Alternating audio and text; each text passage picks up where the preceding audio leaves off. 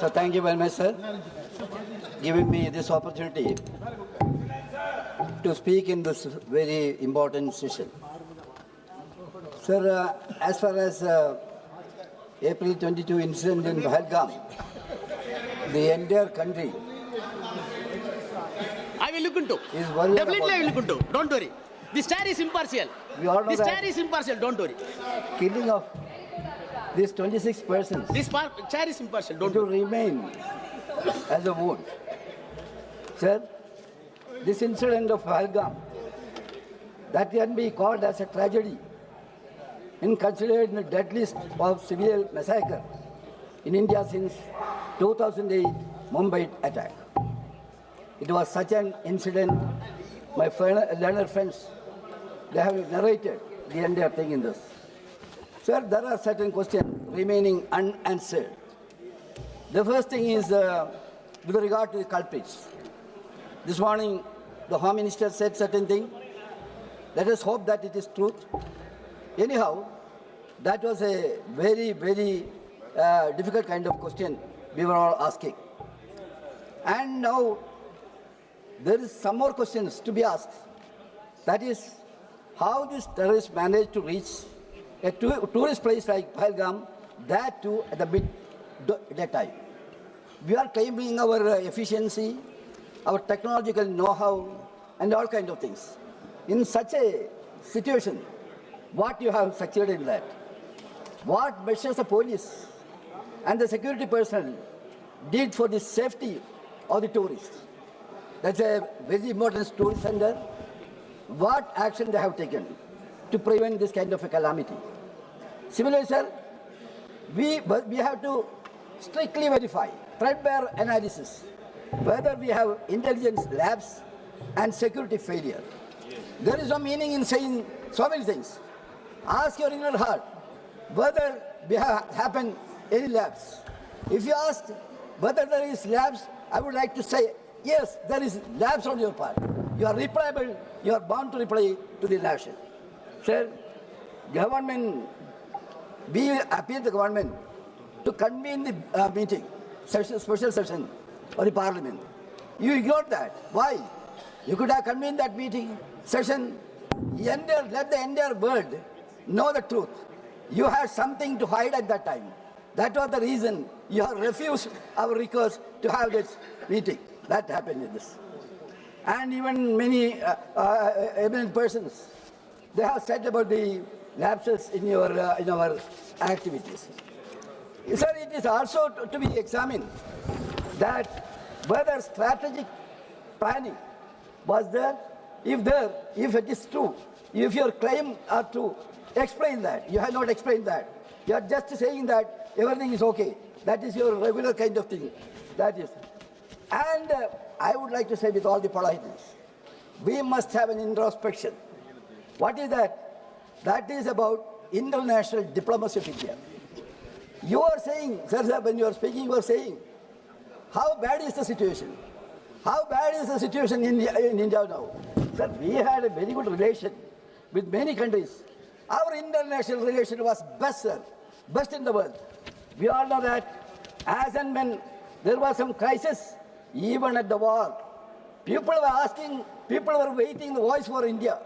India had such a high regard.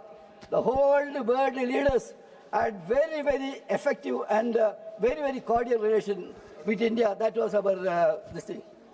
And if you ask whether India is having the same status as on today, I would like to say that it is not there, it is diminishing like anything. You are responsible for that. You are talking about the prime ministers, Nehru, Gandhi, and all the kind of this.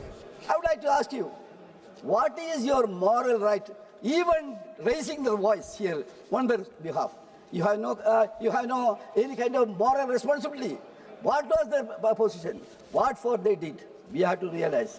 Now, we can see Gandhiji and Pandit Jawaharlal Nehru. He was mentioning about Gandhiji and Pandit Jawaharlal Nehru. See, I would like to ask you, are you believing in Gandhian philosophy? Gandhian philosophy, the main crux of the Gandhian philosophy is non-violence.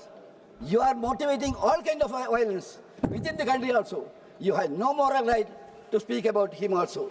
Similarly, sir, Pandit Jawaharlal Nehru tenure, he was saying, you are also saying, sir, Pandit Jawaharlal Nehru, even Indira Gandhi, even you have, I think you have mentioned about our Vajpayee also. What was their performance, sir? What for they stood?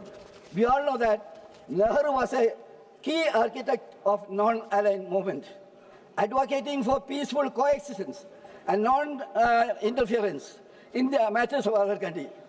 They believed in Panchashila. Sir, that 5 principle, what is that 5 principle? 5 principle of, that was a milestone also. That was what? Coexistence. Gandhi stood for that. Nehru stood for it. But what for you are standing? What for you are standing? You are standing to create confusion, unrest in this country and making capital out of it. You want to fish from the troubled water. So that is there. During Indira Gandhi, so during Indira Gandhi's tenure, there also we can very well understand that she was standing for the non-aligned movement.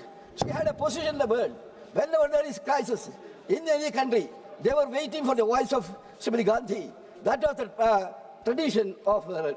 Similarly, sir, all these kind of things will really tell you that the position of Indian government today is quite contrary to the facts and the tradition of the other leaders which you all have mentioned.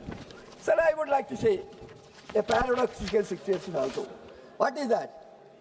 India stood strongly with the government during this crisis.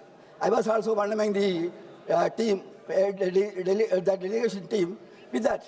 We went there. We explained.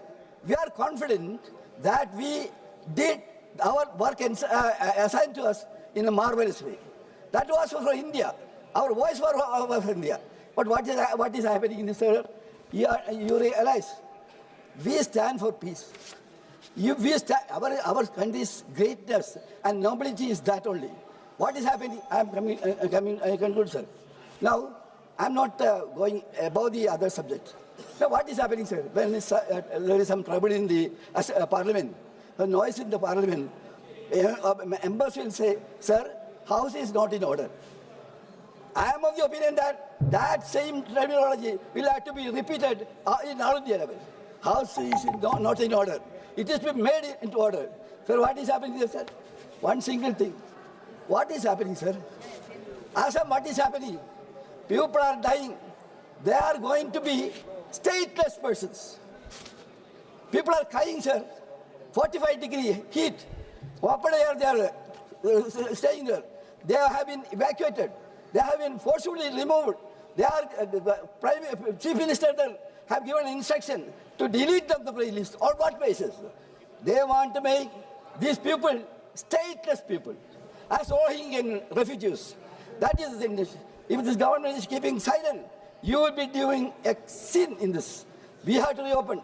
When you are talking about the cordiality and country's interest, you have to think this kind of thing, sir. I am going to conclude, sir. I urge upon the government to send a delegation of this house and make an inquiry in that. What is happening in Assam? That kind of situation you cannot repeat in this country, sir. This country is country for peace and prosperity. That you have made all kind of difficulties and hurdles and obstacles in before that, sir. I am concluding, sir. Proudness of India. Proudness of India is solidarity, sir. I am concluding, sir, with the one sentence. Proudness of India is our asset, our greatness. Before the world, we are saying ours is the biggest democracy. Please, unfortunately, as corrected by you and others, you have spoiled the entire thing, spoiled the image of the country. You have to correct yourself. I hope that wisdom will prevail upon you. With the few words, sir, I conclude. Thank you very much. Abdul Rashid.